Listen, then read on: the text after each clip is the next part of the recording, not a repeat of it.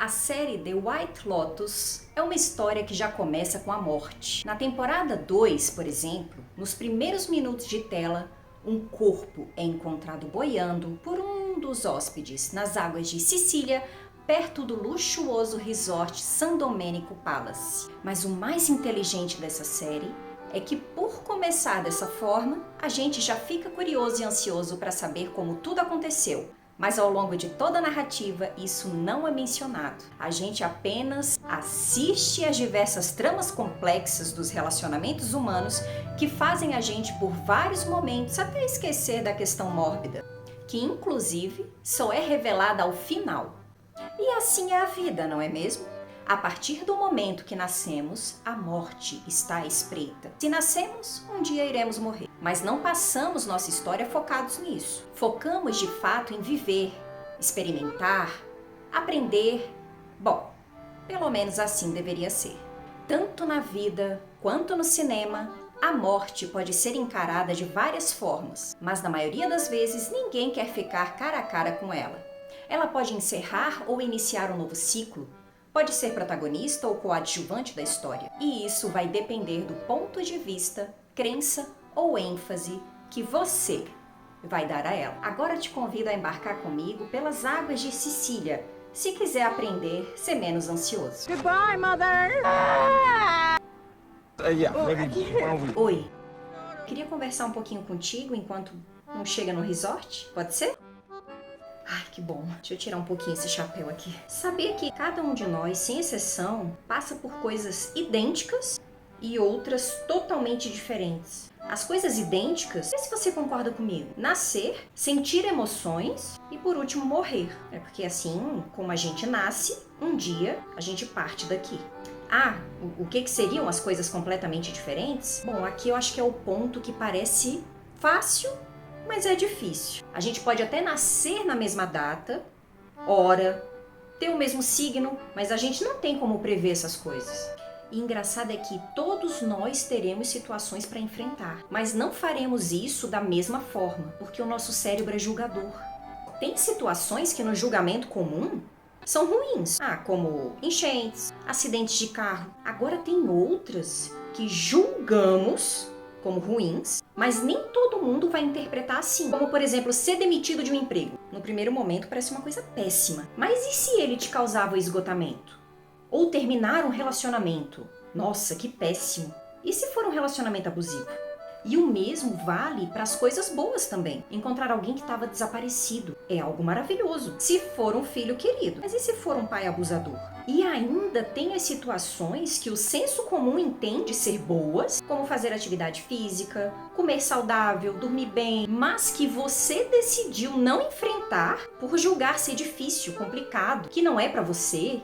Mas por serem coisas boas, você não deveria enfrentá-las logo? Então, por isso quer dizer que considera ruins para você? Por isso que não as enfrenta? Não é bem assim. A coisa é muito mais complexa e nem sempre são tão simples e categóricas quanto parece. E, por último, a morte. O assunto mais temido de 9 entre 10 mortais. Assim como o nascimento, todos nós vamos morrer. Mas não temos como prever onde, quando, nem de que forma. E muito menos vamos lembrar desse fato, até porque a gente vai perder a consciência de si. A vida consciente é complexa de se descrever. A consciência de si mesmo, como um ser separado do resto do mundo, surge entre os 9 e os 15 meses de idade. Mas é somente no período entre 15 e 18 meses que a noção de como somos fisicamente é fundamentada. Surge então o eu, o meu, e futuramente os sentimentos de vergonha, culpa, ciúmes, afeição. A gente não lembra do nascimento porque ainda nem temos consciência de que pertencemos a esse mundo. E no processo de morrer, vamos aos poucos, ou de forma abrupta, perdendo novamente essa consciência de si e do mundo. Até de acordo com Paul Bloom, os bebês entre 6, 8, 10 meses de idade já são capazes de fazer julgamentos morais, acredita? Ou seja, eles já sentem emoções positivas ou negativas, automáticas, que a partir disso os fazem tomar algumas atitudes racionais. O julgamento é uma atitude automática e inconsciente, e é iniciada sempre a partir de uma emoção. Então, olha só, imaginando uma situação hipotética, agora eu vou falar até uma frase que a minha irmã disse: quando dois irresponsáveis transaram, sem camisinha, e agora você teve que vir parar nesse mundo? Você já parou para pensar o que poderia fazer para viver melhor? Reflita sobre isso, tomando como base esse gráfico da vida. Eu que desenhei. Tá, deixa eu te lembrar que esse é um modelo padrão, genérico, e que não tem o objetivo de falar sobre situações específicas, de ambientes disfuncionais.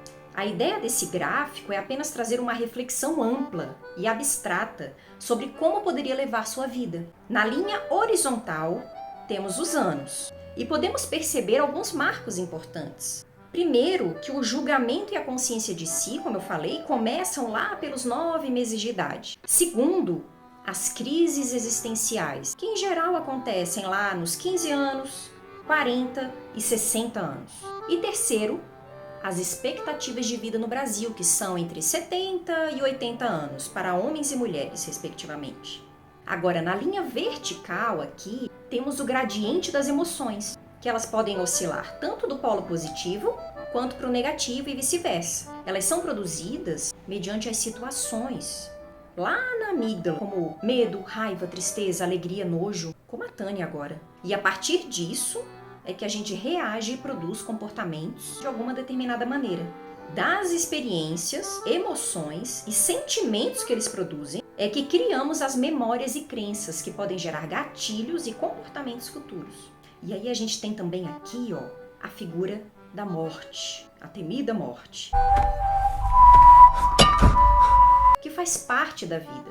Só que ela não está aqui implícita no gráfico, pois você não sabe em qual idade que ela vai acontecer. Então é como se ela fosse um paraquedista em queda livre ou uma bolinha de plinco que foi solta e não se sabe onde que vai aterrissar ou cair. Se ela está suspensa, destacada do gráfico, não se sabe onde ou quando a bolinha vai cair ou o paraquedista vai aterrissar, não é o que se preocupar agora então, certo?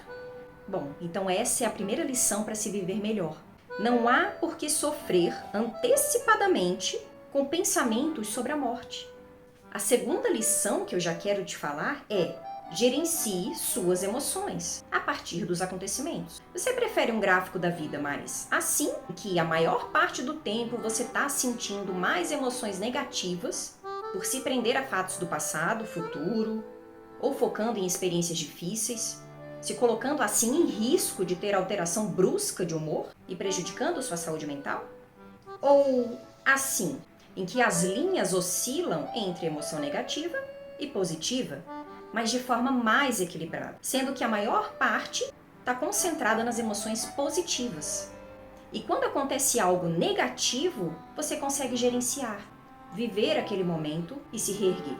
Não adianta, você não vai evitar que situações entendidas como ruins aconteçam, mas pode sim gerenciar como e ou por quanto tempo certas emoções vão inundar sua mente. Isso é a dita inteligência emocional. E já que o julgamento é inevitável, lembre que se gerenciar melhor suas emoções pode ser que julgue de forma mais assertiva e saudável. Não adianta. Você é muito mais emocional que racional. Então não deixe que elas dominem você. Você é que deve ter domínio sobre as suas emoções, e não o contrário. Ai, eu acho que a gente está chegando ao resort. A cena para sua nova vida. Welcome to the White Lotus in Sicily.